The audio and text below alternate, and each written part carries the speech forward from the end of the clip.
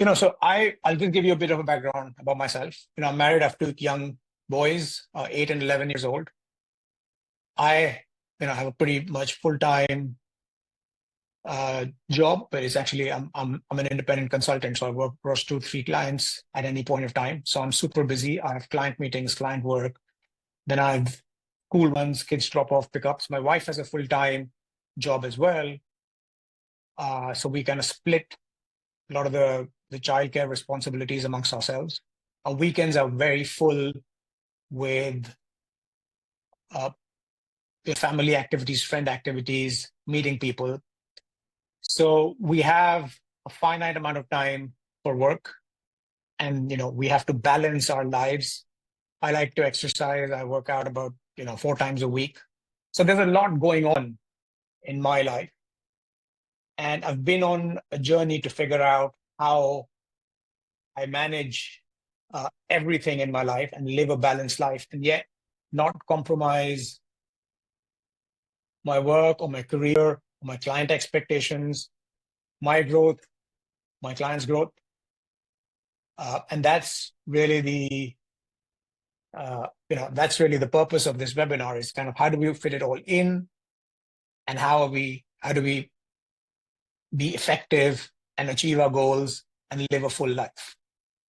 But it wasn't always like this. When I started this journey, moving from a relatively sane corporate life within the corporate finance function of a larger organization, and before that with E&Y as a consultant. It was a very different life. There was some research, some analysis, a few meetings. My priorities were set for me by my bosses. And when I switched over to the entrepreneurial world, I found I wasn't equipped to handle the sheer volume of work that comes at you. And that started me off on my productivity journey, because I just couldn't handle the hundreds of things that were coming at me. And the emotion I remember from that point in time was one of a lot of overwhelm. And this made me actually less productive, because when I had lesser things to do, I could get them done. Having too many things to do led to all kinds of overwhelm, anxiety, procrastination. And I found myself doing less and being able to accomplish even lesser than I was in my previous role. And the reason I thought I'd become an entrepreneur was I thought I was capable of a lot more. And that kind of started me on the journey, and I started researching, and I discovered this book called Getting Things Done by David Allen. And that book got me, had a lot of useful concepts. A lot of the current webinar is built off of that book and the concepts from that book, plus a few other books, because that book was also written in the 1980s. It wasn't completed, wasn't written for the digital age. But it did help me get organized. It helped me get very organized and become more effective. But at the same time, I was still very busy, and then by the time I was married, we had our first child, I wasn't being able to, I had a startup. I wasn't being able to take time out for my family, my responsibilities. And that's when I sort of discovered this Tim Ferriss book called The 4-Hour Work Week, which had certain concepts around elimination, delegation, automation. And I applied those, and I definitely did not get to a 4-hour work week, but I think I created some space in my life. Despite that, and I think I became very effective. I think I became very productive. I was still working hard, but I found some balance. But despite all of that, I didn't really see the kind of growth. My startup was struggling. I didn't see the kind of growth that I think I should have, especially given how hard we were working. And I think the realization was that the missing piece was prioritization. Now, I've got this little donkey here staring at 2 bales of hay. This is some sort of medieval fable where the donkey can't decide, because these 2 bales of hay he's equidistant, right? So there's the same amount of distance from him. He can't decide which one to eat first. And so he starves to death, right? And when you can't decide what to work on, you end up procrastinating and working even less. So figuring out what to work on first, figuring out prioritization is very important.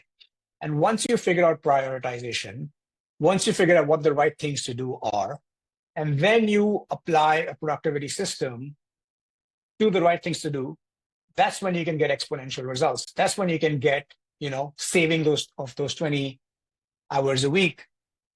And we've spent some time on prioritization and prioritization methods in the third module of this webinar. But the point is, if you're working hard on the wrong things, then you're not going to get there, or you're going to get to the wrong place even faster if your ladder is up against the wrong wall. So figuring out what those right things are, and then being as productive, applying sort of the systems and productivity systems and methodologies to the right things, that's really what gives you the exponential results.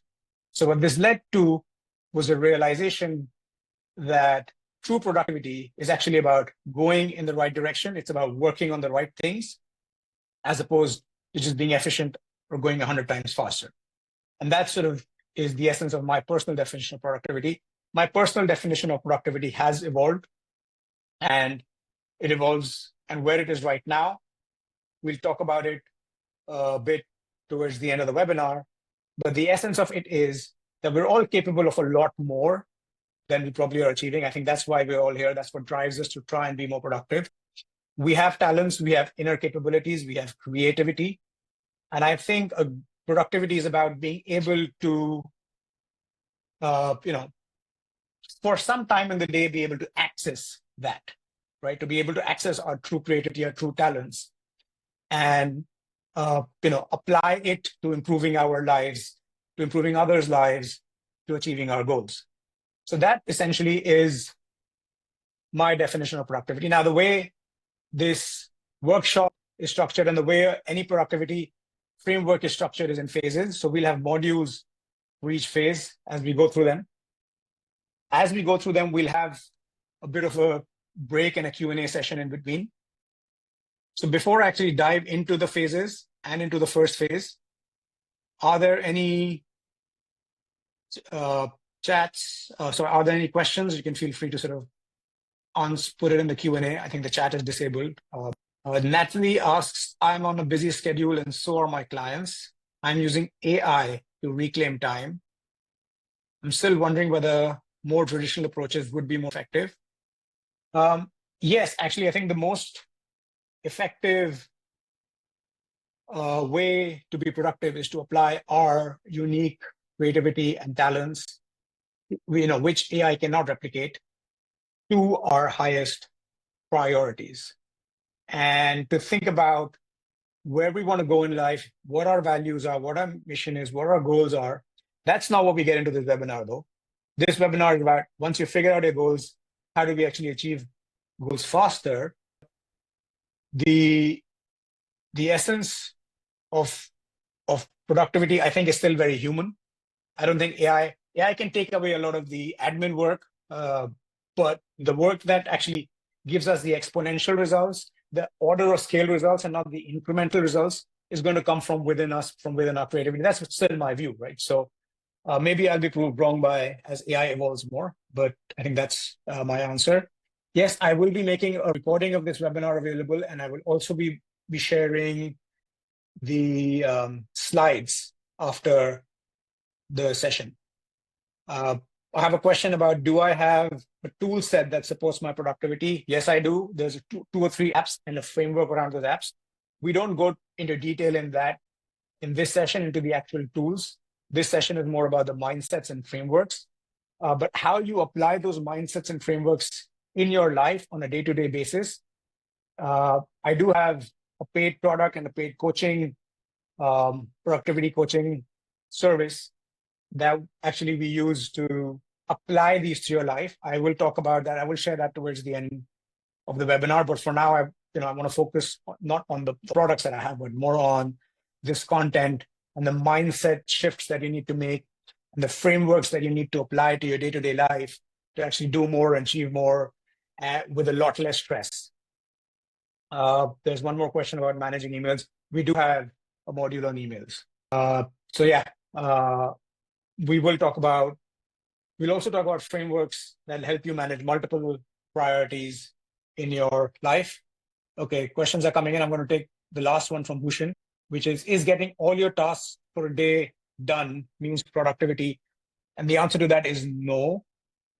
But getting those one or two important needle moving things that are not urgent, but that are required to drive your growth, that's the true meaning of productivity. The urgent stuff will keep coming at you faster than you can handle it.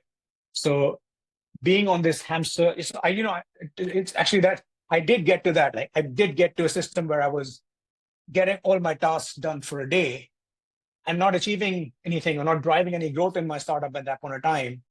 And you could say it's productivity, but definitely wasn't results, right? So getting the right tasks done is productivity. That's effectiveness. That's results. That's growth. Getting all tasks done. Now, who said those tasks, right? Have you said those tasks yourself? Have others said those tasks for you? Are those, it's important to figure out what those tasks are, right? So with that, let's get into the phases of productivity, right? So the first phase is capturing everything. Everything that comes in from anywhere in your life needs to go into a system. That's what capture means. Why that's important, we'll talk about it. The next stage is actually clarifying everything that you've captured. At the first stage, it's not a to-do list. At the second stage, in the processing phase, things become to-do lists. We'll talk about lists and not lists when we get to the process section. The third phase is planning, which involves prioritizing, figuring out what's important, and scheduling when you'll do that planning. So sort of prioritizing and planning. And the third stage is actually doing stuff, right? So it's actually the execution. Now it's structured like a funnel. You could think about it like a recruitment funnel where there's a lot of applicants that come in at the top of the process. And as they go through the different evaluation stages, there's only the final one or two that you actually hire. Similarly, in productivity, there's a lot that's going to come at you from different parts of your life. You have to have a system to capture it all, because the stuff that you don't capture causes anxiety. So you want to capture it all. You want to process it down to a few items, plan even fewer items, and work on very few select impactful items, especially in the most creative, productive hours of your day. In terms of the way you spend time on it, it's actually the reverse, right? You want to spend the maximum amount of time in the do phase and the least amount of time in the capture phase. It's also very important to think about this in terms of friction, right? When you capture stuff, there should be zero friction. It pops into your head or somebody asks you to do something, and from there into a system, zero friction. The more you minimize the friction, the more you build a habit of fraction. In processing, we build a little bit more friction. We start evaluating what we've captured, but we don't think about it too much yet. In the planning phase, when we really think about what we're going to do, and the doing phase, we actually do it. So the friction increases as we go down each phase.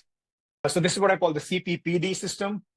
I actually thought of different ways to name this system. So I thought, okay, the first part is actually the dumping stuff. It's like a brainstorm, you're not judging, you're just dumping items. So that's D. The second part is processing, which is, you can say I'm organizing stuff. So that's DO. The third part is planning or prioritizing. So it's P. And the last part was doing is executing. So DOP, it's a dope system. You call it whatever you want. I finally settled on just calling it what it is: capture, process, plan, and do. Similar to David Allen's book, Getting Things Done, but he has there's 4 or 5 phases. You can break up any of these phases into, a couple of more phases, but these 4 big buckets or phases in in productivity. So I'm going to dive into the first phase, which is capture. Now, what does waitress have to do, right? She's writing something down.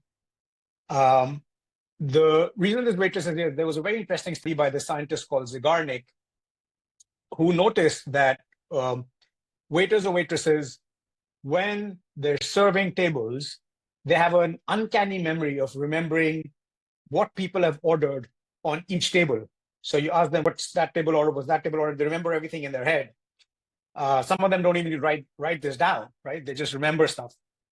And you're wondering, like, why aren't you writing down my order? And they know, don't worry, I got this, right? But the surprising thing is the moment that table pays the bill, there's this closure, there's a switch that goes off in their head, and now they find it very difficult to remember what that table ordered. And this is called the Zeigarnik effect, that if there is something that's incomplete, it stays in your mind, it sort of stays in your RAM, it sort of fries your brain a little bit, it's there in your conscious mind. But the moment there's a certain closure to it, it drops into your subconscious mind, it stops making you anxious.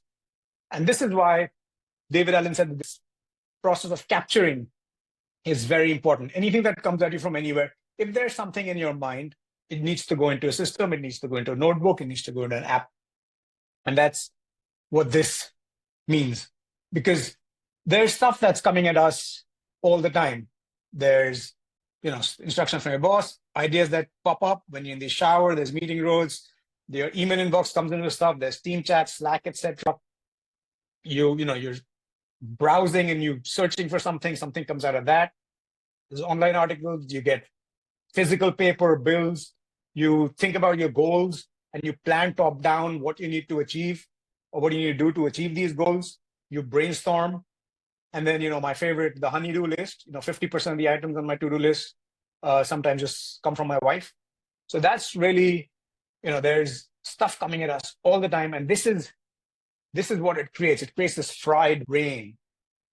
And if you don't have a system to capture, this is what you have to live with. And every year it just gets worse, right? There's just so much more that's coming at us and we can't handle it, which is why you need to have a system where you just dump everything, right? It comes into your brain, you dump it, minimum friction, anything that distracts you, you write it down. And the reason is, David Allen says, your mind is for having ideas and not holding ideas, because the more ideas you're holding in your head, the less ideas you're having, the less creative you're being, the less true to yourself you're being, the less strategic you're being. So the idea is capture all the time. But at the same time, if there's a way to minimize the crap that's coming at you, filter what you can, unsubscribe from as many things as possible, switch off as many notifications as possible, put chats on mute or archive. You want to be able to minimize incoming, but whatever comes through that net, you want to be able to have a good system to capture it. Because you want to go from this, this left side, this fried brain, to a clear and strategic brain. When things are no longer in your head, your mind is clear, and now you can be more creative and strategic. Now, it's not as simple as I made it out to be. So before we get there, I don't know if you've seen this. This is a very famous clip where Alec Baldwin is giving this speech to this group of car salesmen about how they sell cars. That should always be closing, always be closing. My take on that is, if you want to be productive, you should always be capturing. You need to train yourself. You need to have a mental muscle of not holding things in your head and instantly putting things into a system. The flip side of putting everything into a system as it comes through, you can be adding 20, 30 things a day, It explodes. There'll just be too many things you've captured. And if you're capturing things and not reviewing them, that's the flip side of capturing. Then very quickly, your mind will stop trusting your system and will start holding them again. So it's very important to capture things in a system that you trust, that your mind trusts, that you review regularly. And that's this process of processing, right? But again, should be zero intellectual burden when you're capturing stuff. You're not thinking about it. You're not thinking about prioritization and thinking about which list it belongs to. Should I delegate it? Should I do it? You're not doing any thinking when you're capturing. You're doing a little bit of thinking when you're processing. You'll do a lot more thinking when you're planning. And then you'll actually do stuff, right? So before we go into this phase, I'm just going to open up the Q&A and see if there's any new questions that have come in that I can answer before we dive in. Let's see.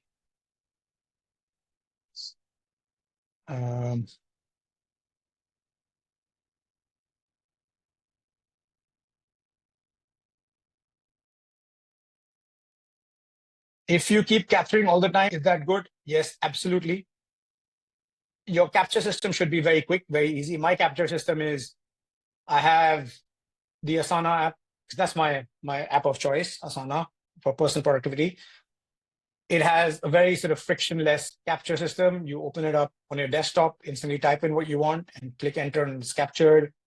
I also use Asana on my mobile phone, which again, you bring up the phone, there's a little plus button, you click on that, you type in. Todoist is another very good personal productivity app, which has a very smooth, very frictionless capture system. Yeah, there's many others, but the idea is that any of these productivity apps have realized how important it is to be able to capture stuff very easily without any friction. When you're focusing, the Manish asks, when you're focusing on your do tasks, how much time should you spend on capturing? I don't want to be distracted by capturing at the same time. Very good point. Now, let's say I'm working on something that is very important, I'm focusing, but a little idea pops up in my head, I got to order some dog food for my dog. I'm running out. Now I'm in the middle of working on a sales presentation. I don't want to forget, right? So if I have a little notebook next to me or I have a little app next to me, I'll say order dog food, like 3 words or just dog food. So when you're capturing stuff, you're not writing it as a proper to-do. You're just putting a little placeholder. It's just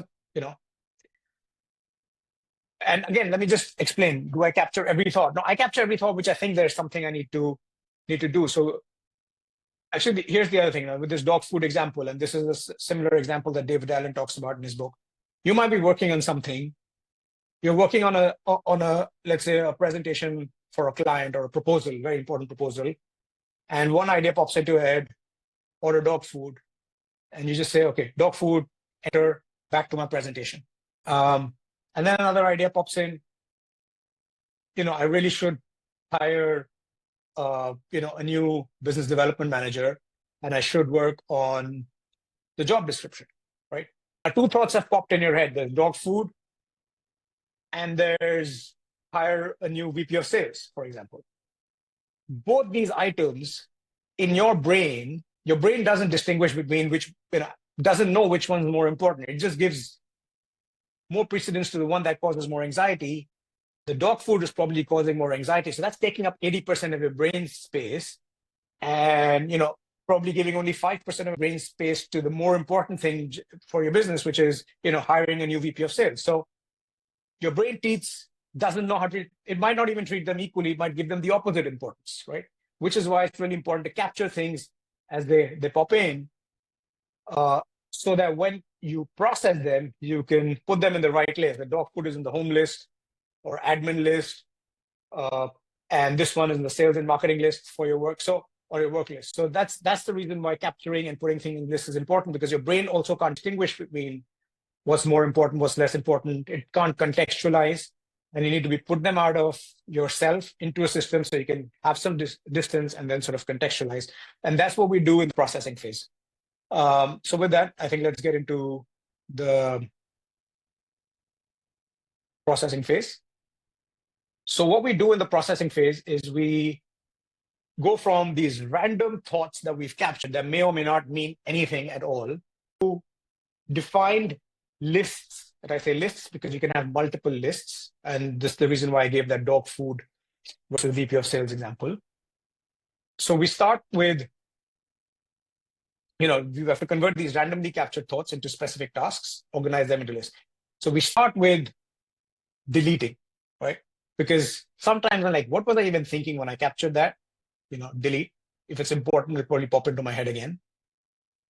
Then now whatever is left, you decide on what's the next physical action. So this is when you convert an item that's captured into a proper to-do, right? Here's the task.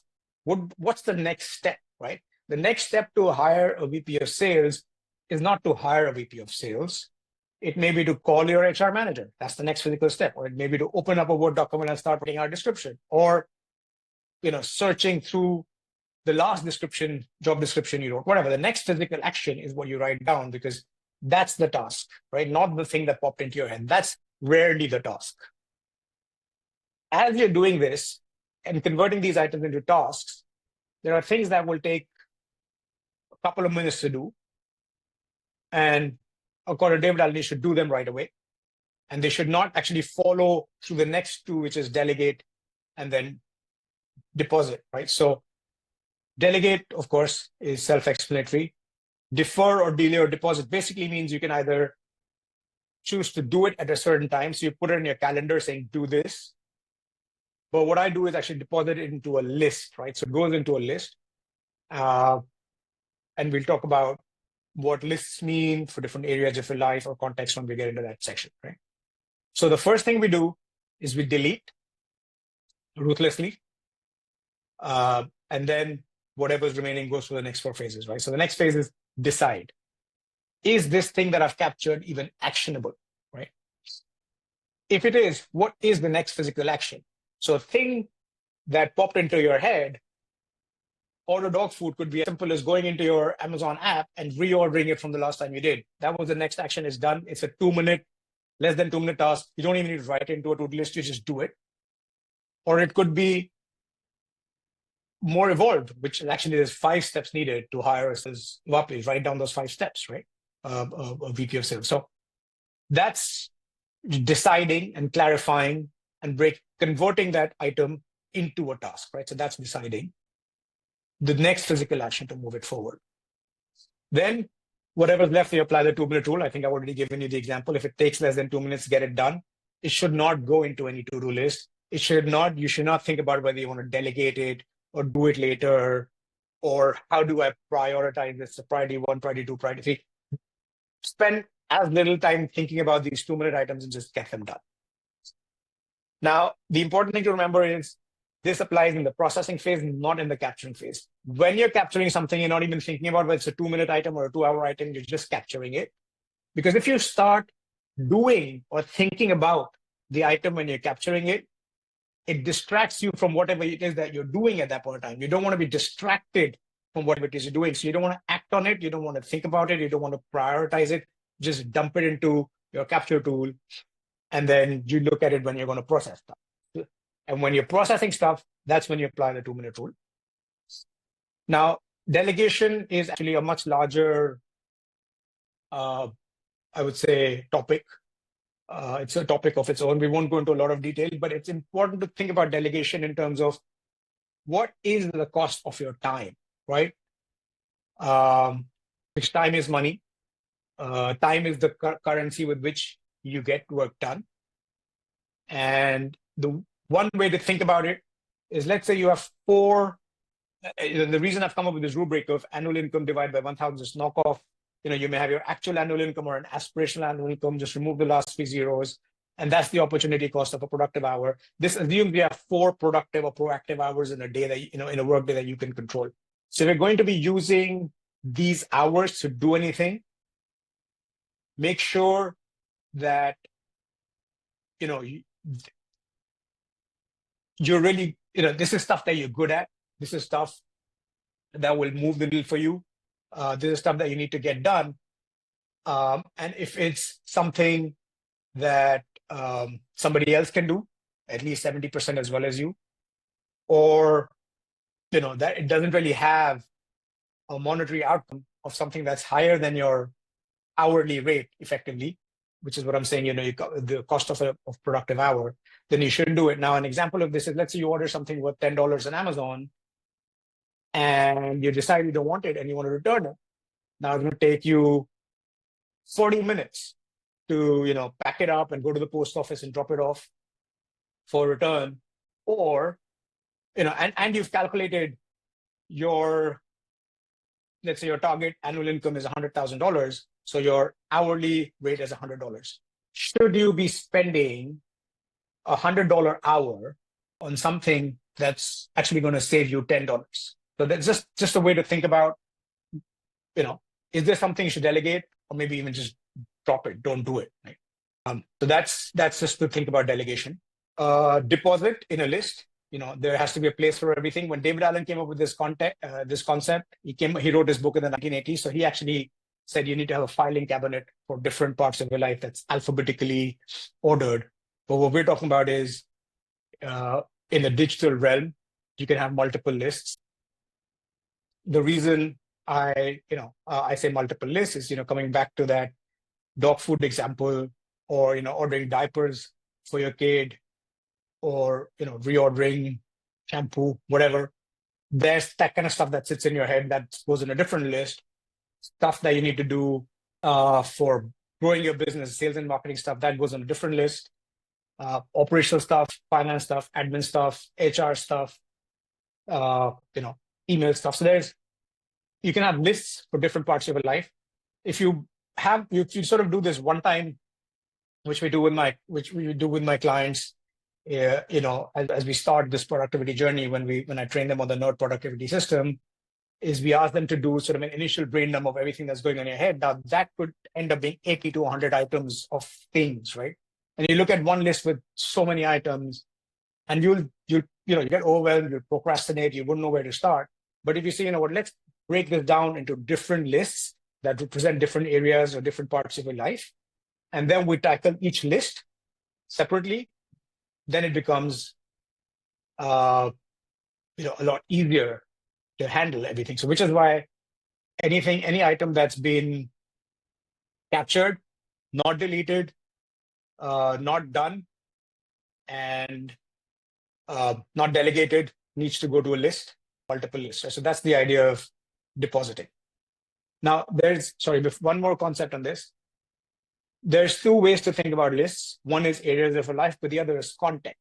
So the context could be, this is something that I have to outside the house. So this is my shopping list. When I'm sort of out and about. This is something I can only do in office. This is something that I can only do with this person. It could be a partner, it could be your boss, it could be a colleague. This is something I can do in my commute. So you could also allocate. This is something I can do on my phone. So all my phone calls are, for example, a context. So you could bunch all your phone calls together. You could bunch all your email responses at one time. You could bunch all your shopping together. So that's the idea again of list, which is this can be around areas of your life or context. So just like you process everything that you've captured, you should apply the same mindset to your email. So email comes in. There's only three things you can do with an email. You can either respond to that email.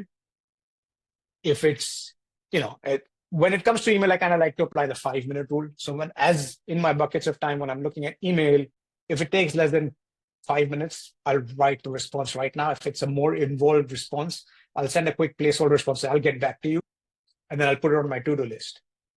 And if it's neither of those two, it's just, either you delete it or it's just information, you archive it, file it, or delete it. Now, the reason we do this is because we want to be proactive. We don't want our inbox to drive us. We want our own priorities to drive us, right? So when we add something to a to-do list, it goes into one of our lists, and then we can deal with it in the context of that list and in the context of the priorities in that list, so that you're deciding your own priorities, not the person who's sending you emails, right? So your inbox is literally your to-do list as designed by other people. You want a to-do list that you have designed, because if you're working on a to-do list designed by other people, you're just being reactive and you're not being proactive. And therefore, you apply this concept of processing or triaging to your inbox, right? So you go through them and you apply the same concept when you do one of these three things, and you get down to an inbox that's almost zero. Now, I don't personally get to inbox zero, I get to baby, but I do get it down to inbox 5. Some people don't archive emails. They like to use emails as read and unread. Some people just have all their emails in their inbox all the time. I don't know how I can't manage that, but that's the concept of our inbox zero. One more concept around email is don't keep checking email all the time throughout the day. Like, unless you're in a customer service job or a customer facing job where you're expected to do that, but you can very easily have 2 or 3 batched times during the day when you check and respond to emails. Again, this allows you to be more proactive. If you're batching, I find more than enough. I do one sort of email processing towards the morning and one in the afternoon, and that's it. I attack my email and follow this sort of triaging process just about twice a day. So that's around, two important concepts around email management. And this last concept on processing, I say, is, no is the most powerful word when it comes to productivity. So you're either saying hell yeah to something, I really want to do this, I'm really excited about this, I really need to do this, or I'm saying no. There's kind of no middle path. And I got this concept from Derek Sivers, who's an entrepreneur and author, and he's written a book. And I found this passage, and it really it really spoke to me. And what this does is when you apply this concept to your life and you start just saying no to stuff by default, you'll create some space in your life which may not fill up immediately, and you should not be in a hurry to fill it up with mediocre stuff all over again. You should keep that space open. That'll allow you to be more, it'll allow you to have open space for some hell yeah that shows up that you really want to do, but now you can't do it because you have some other mediocre commitment. So if you don't have any mediocre commitment, when something shows up that you really want to do, you have the space for it. If not, you just have thinking space, right? You have space to spend time with your friends and your family. So yeah, don't fill up your day with mediocre commitments, or don't subscribe to mediocre mailing lists, don't go to mediocre events, etc. So I think this is the processing phase. After this, we'll dive into the planning and the prioritization phase. So we've captured everything with no friction, everything just dumped everything. So we did that. Then we sort of clarified and cleaned it up and converted it into multiple lists. So we've done these two things. We're in a much better place now. Now, within these lists, we can plan and prioritize and start moving things forward. So any questions? I think now is the time to just type in these questions. Yeah. I mean, one question that comes is how often do you process? Because capturing is always on. Processing is once per day.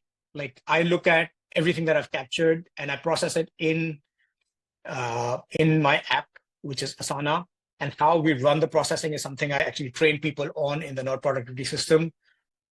I do it. So I think, what apps do I use for to-do list? I use Asana, but good ones are Asana, Todoist, Things. These are you could use the Reminders app. If you're an iPhone person, you could use Google Tasks. They all have similar set of features. You can tag items by context. You can organize items in projects or lists. Do I process early in the day or later in the day? Now that depends. My ideal day is I start my day by work, and we'll go into this in the next two sort of sections of this presentation. I want to start my day working on the most important item of the day, the one or two big items that I've carved out, and then do process later in the day. But sometimes I need to process in the morning because there's just too much going on. There's too many commitments. I just need to go through my emails, my calendar, my lists, and process and organize things, spend about 15, 20 minutes processing, get to a space of more mental clarity, and then that might work. But a good cadence is 3 to 5 times per week, or once per day is good. You miss a day here or there is okay. But yeah. Question, how do you classify tasks? House buying list is project-oriented, stuff to do by email is activity-oriented. What if there's a crossover? Great question, right? Crossover between house buying stuff that has to be done by email. How do I classify tasks? So one reason I like Asana as an app is that each task can sit in multiple lists, right? So I could have an email about a house buying project that can sit in my house buying project list, and that can also sit in my email list, for example, right? And then my email list, I will attack when I'm in my sort of email batch processing window, and my house buying list, I'll do when I'm sort of working on that project, which could be, with my partner or on the weekend or in the evening or, in the office, whenever. But you can actually I like apps that allow you to put one task in multiple projects, add multiple tags or context so that you can view everything differently. You can have different views of the same work. So yeah, the way I think about it is, in your life, whether there's projects, whether there's areas of life, whether there's context, a bunch of tasks can be split up into 8 to 10 lists. Now, whichever way you want to call or categorize these 8 to 10 lists, I think 8 to 10 lists is very manageable for processing. You go to 15, 20 lists, it's too many lists. 4 to 5 lists is, you can manage too few, but 8 to 10, I think, is the right amount of lists. So the way to think about it is, everything in my life, I want to just categorize it by similarity into 8 to 10 buckets. What would you recommend to do with processing that is not so urgent or wishful thinking captures? So let's say we're talking about an area of life, let's say marketing or area of work, right? Or you could even say area of life, say home improvement. And there's some things they want to get done now, and there's some things you want to get done later, but they all go into the home improvement project bucket. Now, there's two ways to organize any project depending on the type of project. One is the board view or the agile software development style view or the Kanban view, where you have different columns, where here's the stuff that you're working on now, and here's the stuff that you'll work on next, and here's the stuff in the backlog or the wish list, right? And the fourth column is here's the stuff that's done. So you keep moving, and it's kind of like a pull system, or the lean manufacturing system, where once one item is done, then the next item is pulled into what you're going to be doing next. It's always there in the backlog view, and you'll always see it. And when you think it's become important down the road, you can move it up into up next or this week kind of view. So that's one way to do it. Another way to do it, which I do in Asana, is I have a calendar view. I'll put a date, and this is kind of like not a due date, but kind of a look at date. I snooze it, right? So I'll put a date on it to say it's December now. I'll put a date of February. Now, when I look at my Asana, I'll only see the stuff this week that I need to do today or over the course of this week in December. And I'm not going to see anything that I need to do in February. But when I get to February, then that item will show up again. And then I can decide, okay, now maybe it's time to work on it. So stuff that's not so urgent, that's a nice to-do list, or as David Allen calls it, a someday maybe list, or in this case, as you're calling it, Ashish, wishful thinking. That's one way to deal with that.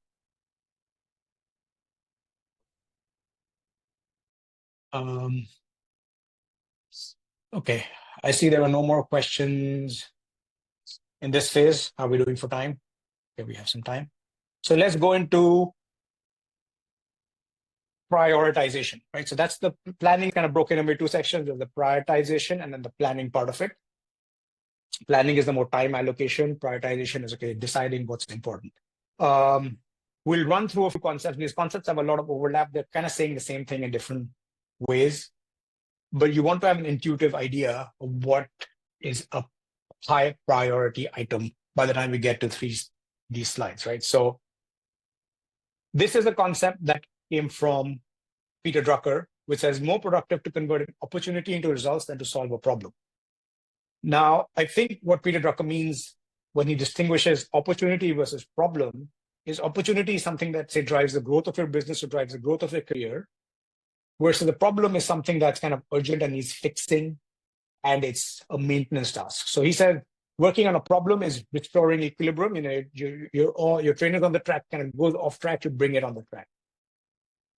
And so work done on problems gives you some incremental benefits, but work done on opportunities gives you exponential or order of scale benefits because it gives you growth.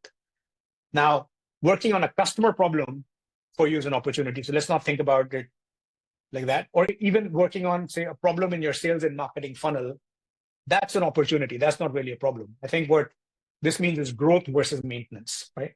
So it's more important to identify what those growth items are and carve out time to work on them, as opposed to working on the maintenance items we can keep doing all day, every day, and we stay in the same place, like running on a treadmill.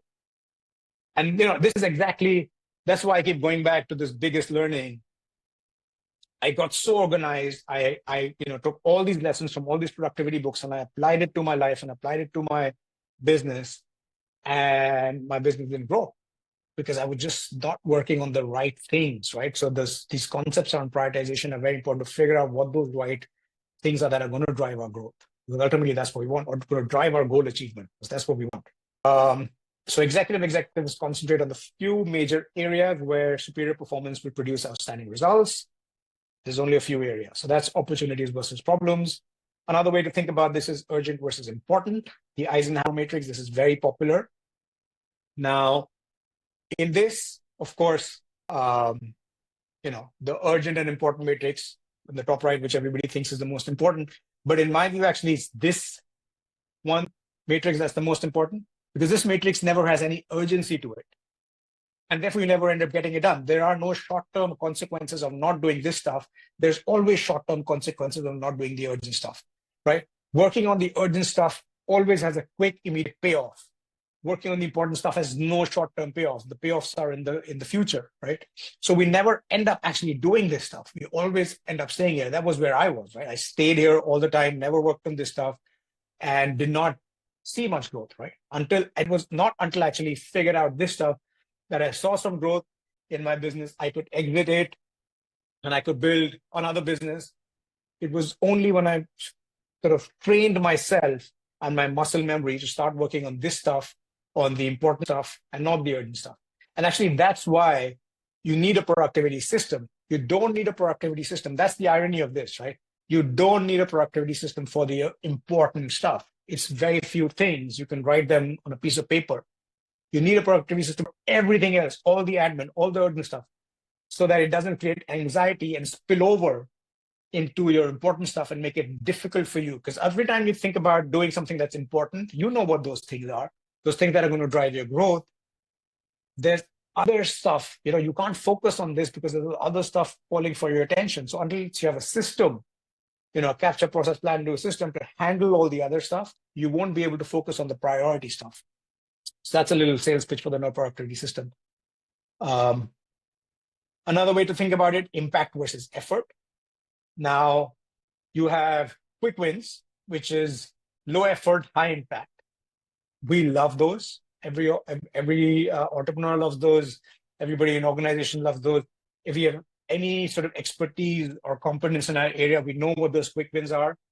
And I think what happens is that the quick wins distract you from the big wins because it distracts you from the high impact work. And the reason I call it disproportionate results is big wins need at least double the effort from a quick win, or maybe 5 times the effort from a quick win, but they can have 10 times the results, right? They can actually orders of magnitude of results, whereas quick wins are giving you incremental results, right? So we're always thinking about here's something that's exponential order of magnitude impact versus incremental impact. That's how you think about, all these concepts that we're going to talk about in this prioritization section. Another way to sort of work on what those opportunities or what those big wins or those high impact areas are, thinking about it as deep work versus shallow work. So what is deep work versus shallow work? Deep work is cognitively demanding. It's difficult. Shallow work is more logistical basic tasks. Deep work requires focus without distraction, and you apply hard to replicate. So you're working on your strengths, your internal sort of talents, hard to replicate skill sets that cannot be outsourced or delegated or taken over by AI. And shallow work, doesn't require that much attention or skill. Deep work allows you to work with complicated information and produce better results in less time. Shallow work is called emails meetings. So deep work is a superpower. Now, it was always a superpower because this highly distracted digital world has been around, but now I would say it's even more of a superpower because what you can do with deep work, AI cannot do because it's so human, right? I have tried writing out these concepts, these productivity concepts that I'm very passionate about, using AI, and it's not even close, right? This presentation, for example, this presentation is an output of a 2-hour deep work session 5 years ago, and I've delivered it probably 50 times now. Though the last time I did a public webinar for this content in 2021, so it's 4 years later that I'm doing this again. But that was an outcome of deep work. That's how powerful deep work is. It's called, it's created a lot of benefit for a lot of people. And I don't think AI could have come up with this, right?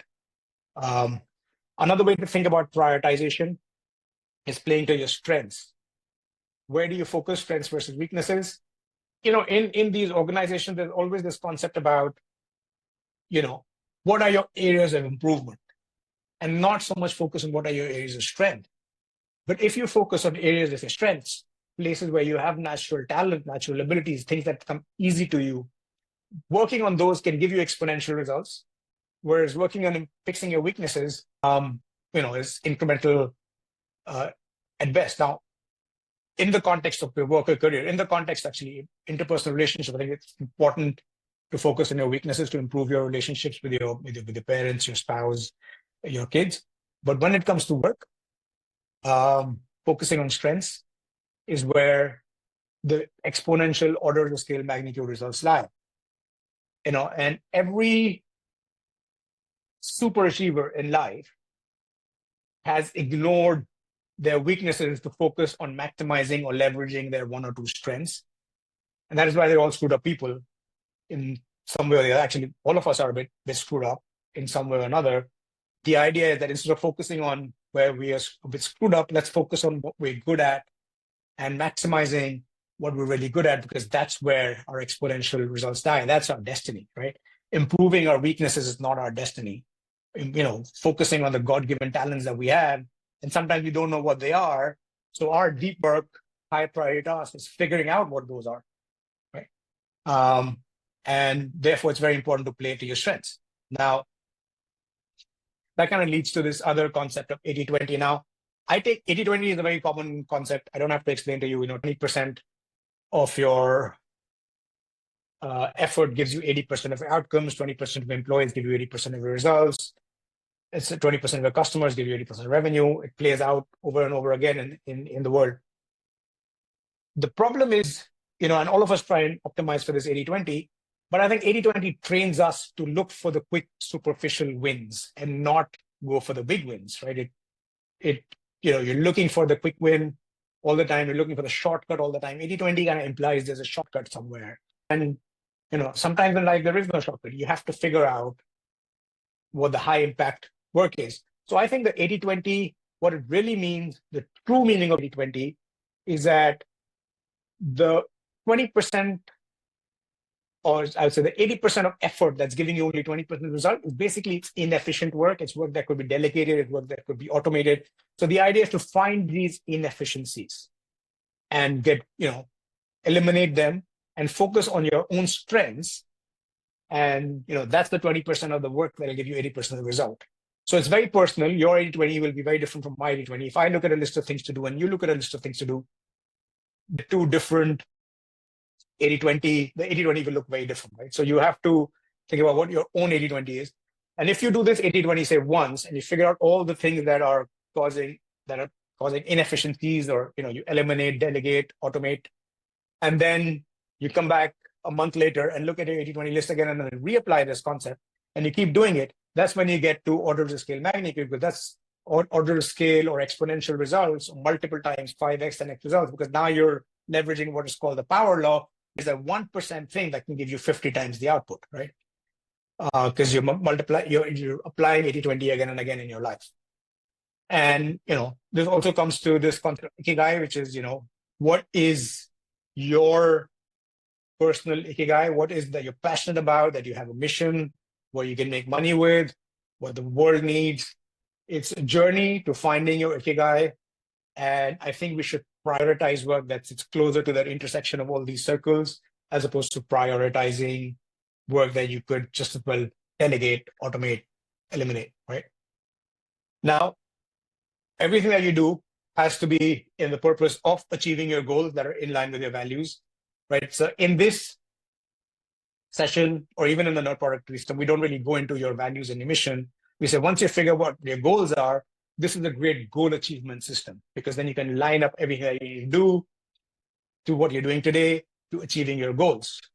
And when I saw this clip of Oprah Winfrey and Trevor Noah, and Oprah said something that I said, actually, this is the essence of productivity, or this is the essence of achievement, which is just having clarity on what do I really want. I'm just going to read this out, and I just thought this was so powerful. We're just going to go, we're going to step back and say, okay, before we become very productive, are we sure we're working on the right things? Are we working on what we really want? And once you figure out what is it that you really want, then having everything you do, every choice you make, move in the direction of what you say your vision is, what you really want, that's when the forces of life rise up to meet you. And this is so powerful. Everything that you do today should align, right? Now, everything may not be able to align, and such as life, you have to get dog food and order diapers and do home improvement. But there are certain things you want in life. Are you spending some time today working on whatever it is that you want in life and moving in the direction of what you want in life, right? Now, this is actually very similar to the Agile, it sounds bizarre, but the Agile software development mentality or methodology, which says you reprioritize every week. What are we working on this week's sprint? And we reassess every time. Are we moving closer towards the goal? We'll cover that. But the point is, as you go through all these concepts, you have things that sit within, the important stuff, the growth stuff, the opportunity stuff, the results, versus the other stuff, right? So there's rocks and then there's pebbles and sand. So rocks are when you work, the stuff that is working on opportunities, it's important, it's high effort, working on big wins as opposed to quick wins, deep work as opposed to shallow work, 80-20 as opposed to, inefficiencies of 20-80, working on your strengths versus working on weaknesses, aligned with your goals, moving towards what you say your vision and mission is versus administrative stuff. And when you go through all these sort of prioritization concepts, you come up with your rocks. This is the work that moves the needle, and then you come up with your maintenance stuff, right? And true productivity, if you want a productivity system just for your rocks, you don't need a productivity system. There's 1, 2, 3 things per day you need to do at best. You can manage it on a piece of paper. Again, you need a productivity system for managing the pebbles and the sand so it doesn't spill over into managing your rocks. Now, you guys might have seen this story, or basically this concept that in a jar, if you fill it up with sand first and then pebbles, the rocks have no space to fit in. But if you fill it up with rocks first and then the pebbles and then the sand, and then sort of everything fits in. So think about this like your day.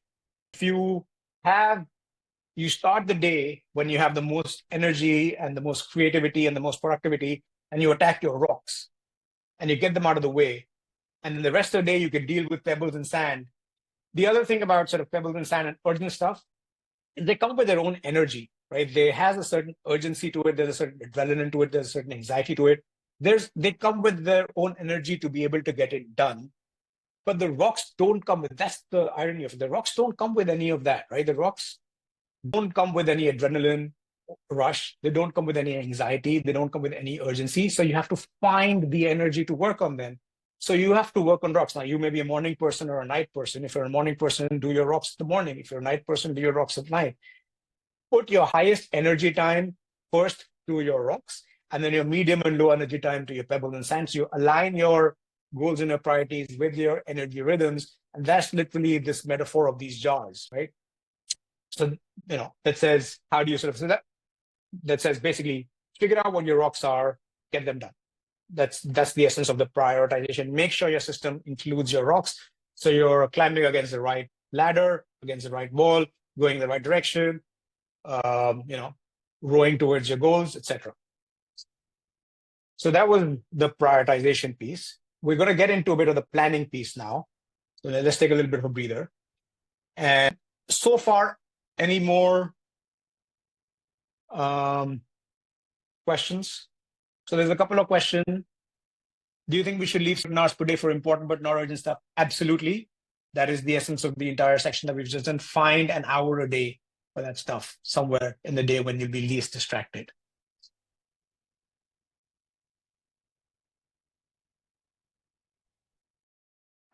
Okay, I think let's dive in. We've already been at this for an hour. So why do I have these 3 guys here? How does Elon Musk do it?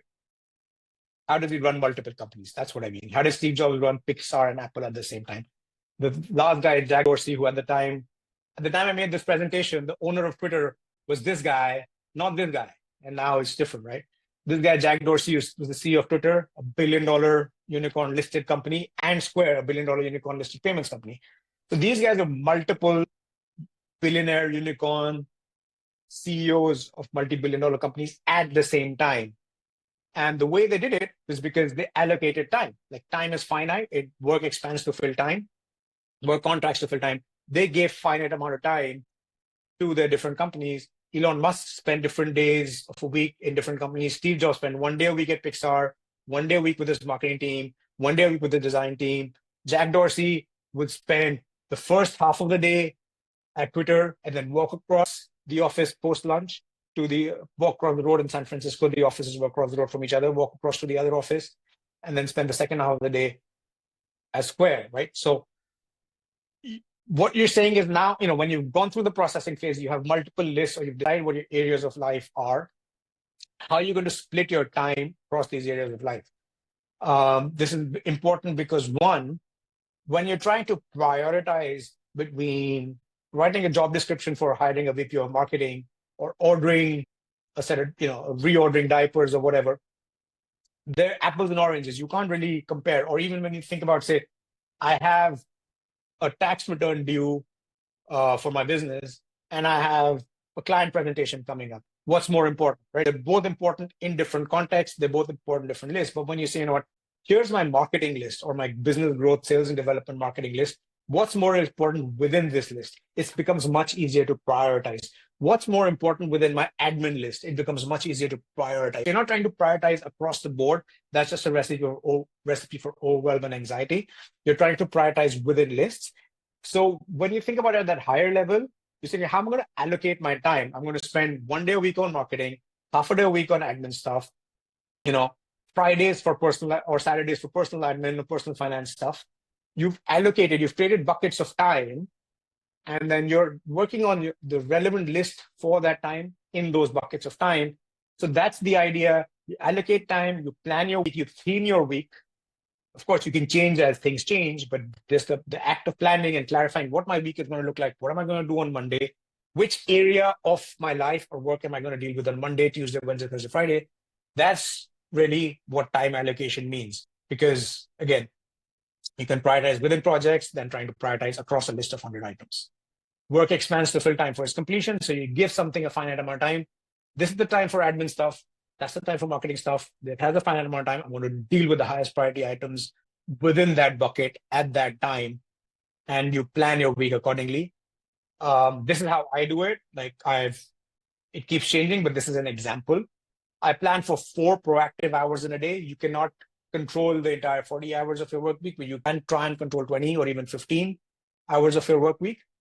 So that's how we can actually plan our week and then allocate our time, allocate different areas of life to each bucket of the week, and then work on it. And again, only plan for 4 or 5 hours of real work per day. Another concept around planning is consolidating your time. So you can think about it as fragmented time, a little bit of email, a little bit of project A work, a little bit of client work, a little bit of, phone calls, getting on calls, replying to email, a little bit of social media checking. And you can have a very fragmented day, or you can have a consolidated day where you work on one chunk of time, then work on another thing, and then work on another thing. Which day, looks to be a more productive day. The second one, you can actually get double, triple the amount of impact than you can get in the first one, right? If you consolidate and plan your time and you're a bit more proactive about it, you need to dispose of time in fairly large chunks. Small dribs and drabs of time are not sufficient, even if the total is a big number of hours, right? So there's context, there's cost of context switching, going from one to the other to one to the other. You never really get deep in anything, you never really get anything done. So that's why consolidating your time is important as you're planning. And then, of course, being agile means always working on, within that block of time that you're working on, the most important thing. Because once you work on the most important thing, then you look at the list of things and saying, okay, now what is most important? Because sometimes you can look at a list of 5 things that you need to get done. But once you do that one most important thing, the others, the priority of the rest of them might change. And that's what agility means, that once you do something that has an impact, the world changes at the same time, you reprioritize, right? So agility is how frequently you reprioritize. The more agile you are, the more frequently you reprioritize, the more effective you'll be in achieving your goals. So that's the concept of being agile. It comes from agile software development, but then Peter Drucker was talking about in the 1960s and 1970s, working on the most important first things first, right? So that's what agility means. Another way of thinking about it is asking the focusing question, right? What is the one thing I can do such that by doing it, everything else becomes easier or unnecessary? So you could have, for example, in my world, which is growth marketing or digital marketing, let's say you have a bunch of things to do on, say, Facebook ads, and you say, what, our pixel isn't working properly, or we have an issue with the pixel. Now, unless you fix that, and then you've got to work on your creatives, you've got to work on your copy, you've got to work on your analytics, you've got to work on your testing, there's 5 things to do, right? But until you fix the pixel issue, everything else is meaningless. So there's no point really doing it, everything else, right? So the focusing question is, what can I do that makes everything else easier, right? It could be, instead of me working on all these sales presentations all the time and going to client meetings, hiring a VP of sales could be that one thing that will make everything else easier. It could be that, delegating this piece of analysis that I sit and do repetitively every week, automating it or training somebody else to do it. That could be. So this is also a leverage question. What can I do that involves elimination, automation, delegation that makes everything else easier? That's very, very important stuff. That's high ROI work, and I should prioritize that. And that's definitely a wrong, right? So that's the focusing question. And then when you apply these planning and prioritization concepts, the way I come up with my daily to-do list is what I call the 135 to-do list, which is there's one big needle moving thing, there's 3 medium important things, and then there's the other admin stuff. And of course, it sort of comes up in Asana, the way or in the node priority system, there's a way to actually have these lists predefined, and then you can play around with them every single day. But then you're making sure you're making progress on all areas of your life with the big rocks, but you're not letting the other stuff go. The one big thing on top, like I said, that's the rock. That doesn't need a system. It's the other stuff that you need a productivity system for to keep a track of, so it doesn't spill over and distract you from that one big thing, from that big win, right? So that's the 135. And then you can write it on a small post-it. Like I used to do this. I used to write on a small post-it that that's the only number of things I can fit in there, and that's the only thing I'm going to focus on today. That's your daily rock, and that's your pebbles and your sand. So that's the 135 method, right? So that was the prioritizing and planning section. Before we go to the next section, any questions? Just feel free to pipe in the Q&A.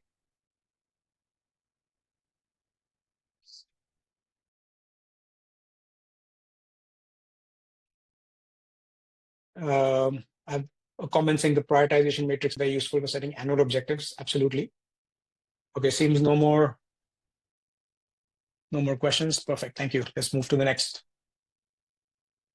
Batching, right? So we've got different lists of things. We've got context. Idea of batching is very simple. Do work on each list together at the same time, because there's benefits of being in this same context. If I'm working on marketing stuff, I'm working on all my marketing stuff at the same time. I get more ideas and more creative. Even especially important for the low value stuff, I'm working on accounting or admin stuff or bills or home admins or kids admin. It's, I batch them up together, right? So batching helps you consolidate. It makes it a lot more, you can actually get double, triple the work done in the same amount of time if you're batching stuff, as opposed to you're switching from one type of work to another type of work to another type of work, similar to the consolidation concept. Single tasking, very, very, very important.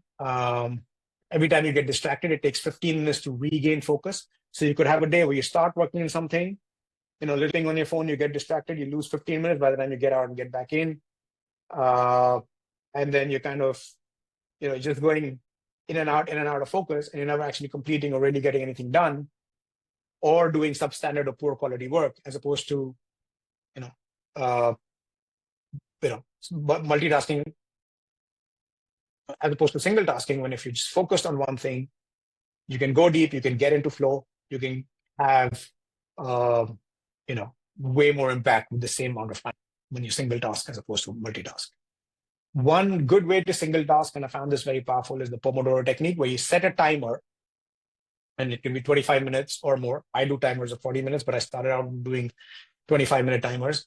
And I said, I'm going to do this one task or this group of similar tasks. And I work to a timer, and I try and do about 4-5 Pomodoros a day. Actually, with the 40-minute Pomodoros, I manage 3 to 4 Pomodoros a day. If I manage 3 to 4 undistracted sessions of time, I've gotten so much work done. I'm like, I might put 40 minutes, I might assign 40 minutes for one, some particular thing that I need to do, send out a presentation or a proposal, and then I get into it. I'm not getting distracted, and 18 minutes later, I'm done. I'm like, oh, wow. Right. So it's very, very powerful working to a timer without distraction.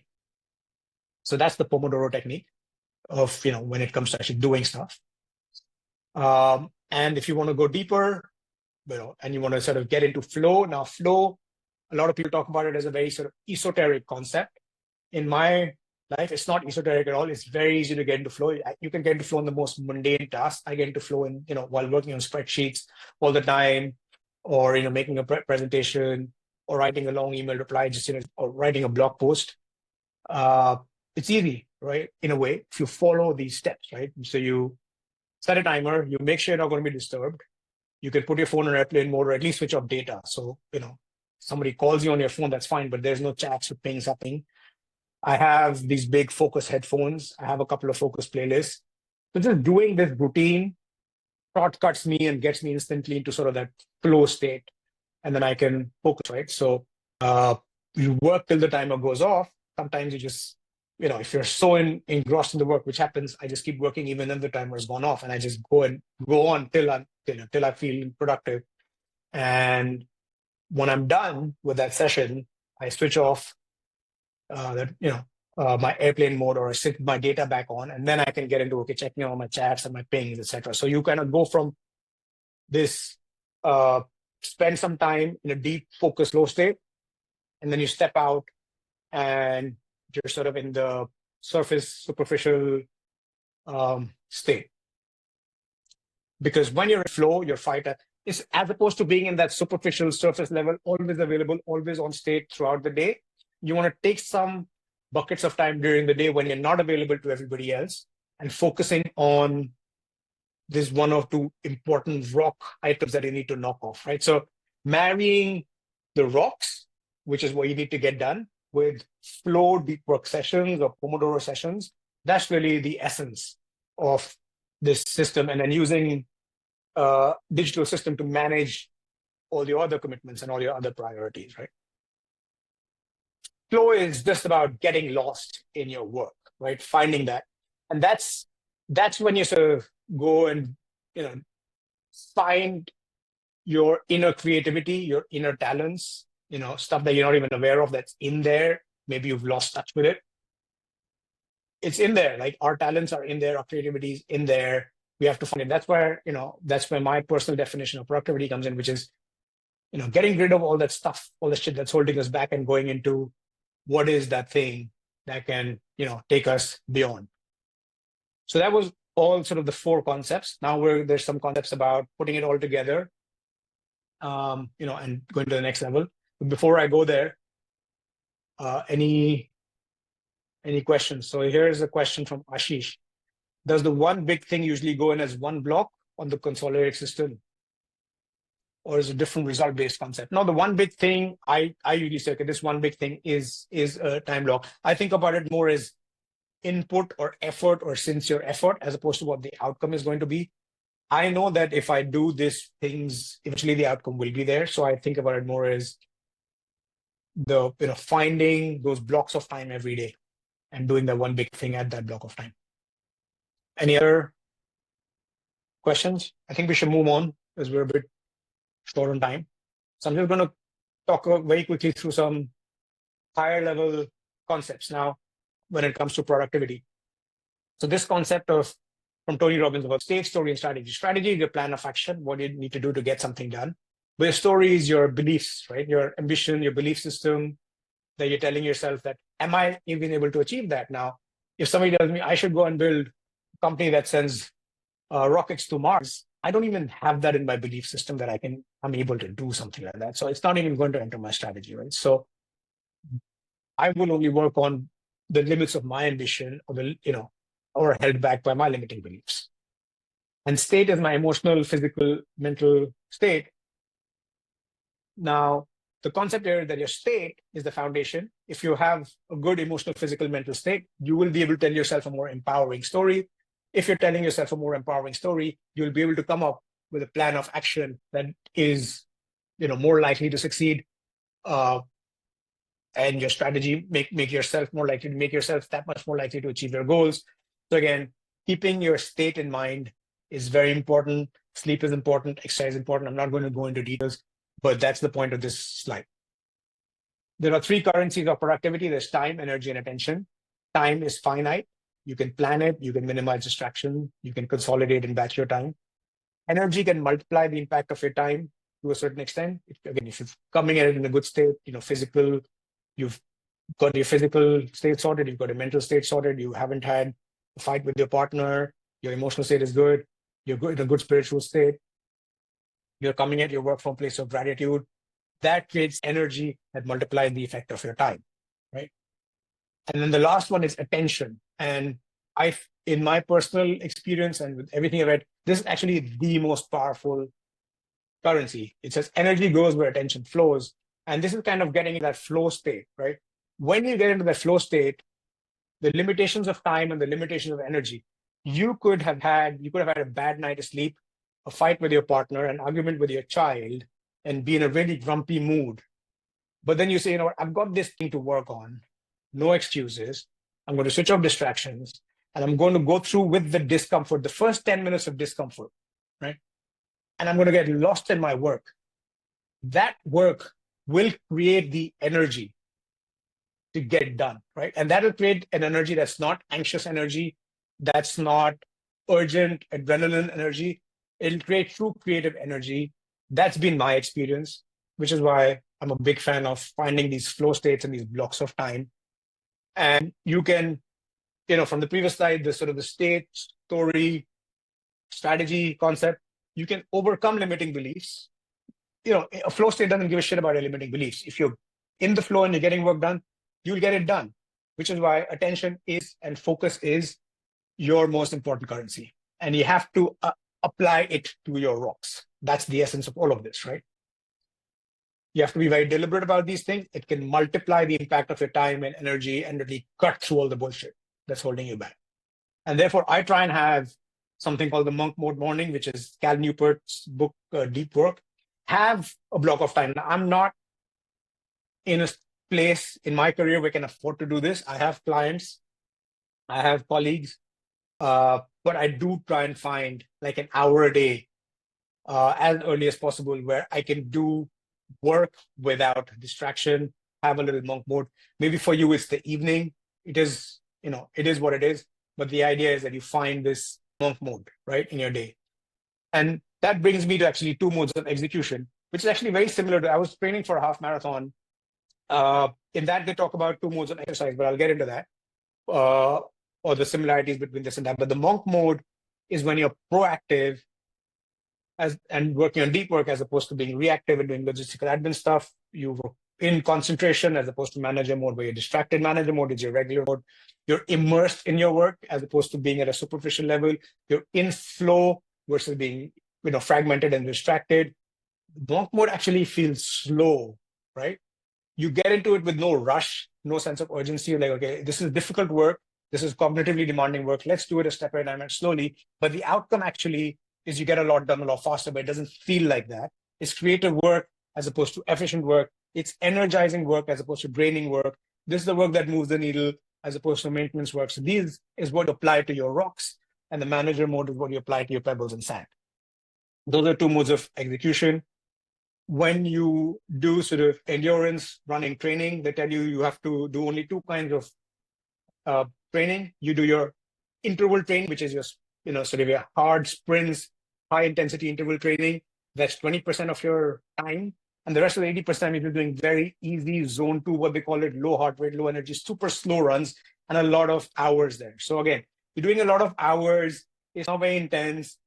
It's low energy. Don't get too stressed. Don't think about too much about prioritization. Just be reactive. It's fine. As long as you can be proactive and prioritize in sort of your 20% monk mode time, or even if it's 10% monk mode time, is better than 0%. And you're moving the needle, working your rock. So those are the two modes of execution. Which all of this leads me to my personal definition of productivity, which is, and it's evolved over time, but this is not a very common definition of productivity, but this is my definition, which is reclaiming my mental bandwidth, because there's so much shit going on, right? Reclaiming my mental bandwidth for some part of my day or some part of our day, so we can overcome all the shit that's holding us back, apply our innate intelligence and creativity to achieving our goals and improving our lives.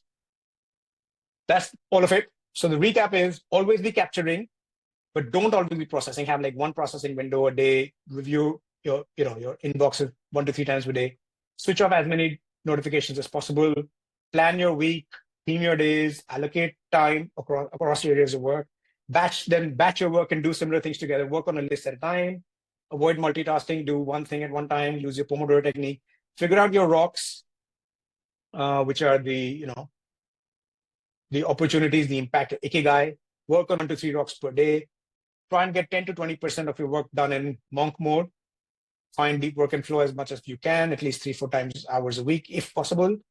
And remember, energy goes where attention flows. Working in flow state can overcome low energy and limiting beliefs and be 5x more productive. So that's the entire system. Now, I actually trained, these are very powerful concepts. If implemented in your life, can actually make a big difference. Now, the node productivity system is actually a way to effectively implement these frameworks and concepts in your life with the set of apps. It's got 11 modules step by step. It's about 3 hours worth of video tutorials, and you can actually recover those 3 hours within 1 week if you apply, everything that you do in that system. And again, to remember, you don't rise to your level of your goals. Everybody has goals. You end up actually achieving what your systems enable you to achieve. You fall to the level of your systems. Your goal is a desired outcome, but your system is the daily collection of habits, right? So the node productivity system helps you build these daily habits to help you actually achieve your goals. I've got it on an online education platform called Gumroad. I'll send you the link. I'm offering it up to this weekend at 50% off for all of you guys that made it so far on the webinar. It'll help you organize your life so you can focus on your rocks and actually move forward on your goals, make progress, make tangible progress, finally achieve what you want to achieve. So there's one option, which is a do-it-yourself option. There's another option, which is a coaching option where I work with you on 4 one-on-one Zoom calls and help you identify your big goals and actually help you achieve them, figure out all the inefficiencies in your life, help you automate and simplify, and embed the system in your life and make more progress in the next 3 months than possibly in the last 12 months of 2024. So the first 3 months of 2025 versus the last 12 months of 2024 can look very different if you make this investment. That's the link. I'll be sharing that in the chat here as well. I have another coaching system for teams and organizations, which, if anybody's interested in doing these sessions for their teams, we can talk about. And ultimately, imagine finishing those projects you started, consistently getting stuff done, actually being able to unleash your inner creativity and fulfill your true potential, because ultimately that's what it's all about. And spending guilt-free time with your friends and family, achieving and setting and achieving even bigger goals with confidence, so you can finally achieve them. Right. So that is what the node productivity system helps you do. And yeah, that's the end of the presentation.